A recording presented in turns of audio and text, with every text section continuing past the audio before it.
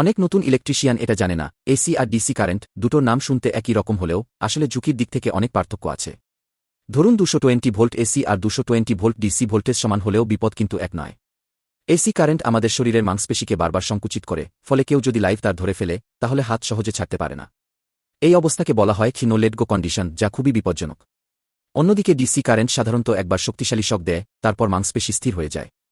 অনেক ক্ষেত্রে মানুষ তার ছেড়ে দিতে সক্ষম হয়। তবে এর মানে এই নয় যে ডিসি নিরাপদ। উচ্চ ভোল্টেজের ডিসি ও মারাত্মক ক্ষতি করতে পারে। আরও গুরুত্বপূর্ণ বিষয় হল, এসি কারেন্ট প্রতি সেকেন্ডে 50 বার দিক পরিবর্তন করে, যা হৃদযন্ত্রের স্বাভাবিক ছন্দ বিঘ্নিত করতে পারে। এর ফলে প্রাণঘাতী অবস্থা তৈরি হতে পারে, যা অনেক সময় মৃত্যুর কারণ হয়। সুতরাং একই ভোল্টেজ হলেও এসি অনেক ক্ষেত্রে ডিসি এর তুলনায় বেশি বিপজ্জনক বলে বিবেচিত হয়। তাই সব সময় সতর্ক থাকুন, সেফটি ছাড়া কখনোই বৈদ্যুতিক লাইনে কাজ করবেন না, কারণ সামান্য ভুলও আপনার জীবনের জন্য বড় ঝুঁকি তৈরি করতে পারে। Like and subscribe.